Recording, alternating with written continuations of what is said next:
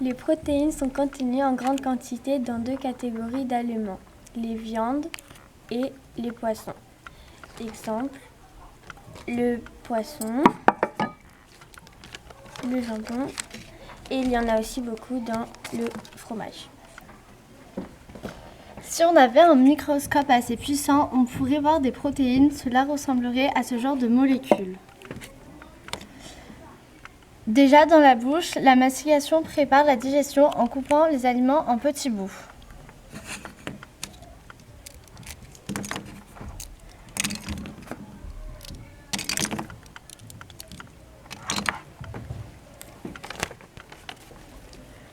Puis, quand on avale, les protéines passent par l'œsophage,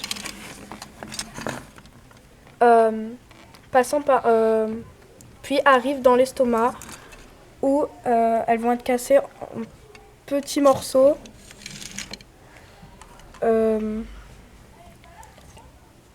Grâce à l'enzyme appelée la pepsine.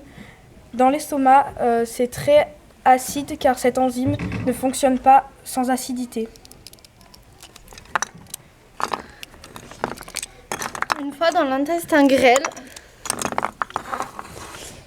du sucre du pancréas contient des enzymes appelées protases qui vont à nouveau casser les molécules en plus petits.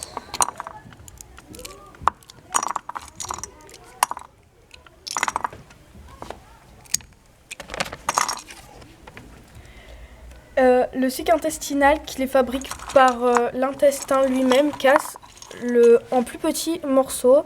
Les acides aminés, ils sont assez petits pour être transportés à travers la membrane des cellules de l'intestin et les acides aminés se retrouvent dans le sang.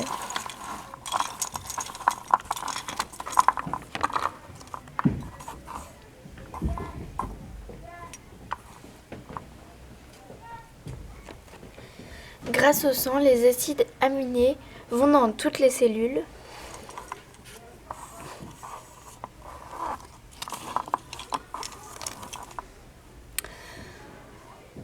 À l'intérieur des cellules, les acides aminés sont assemblés dans un ordre précis pour fabriquer de nouvelles protéines, à nous,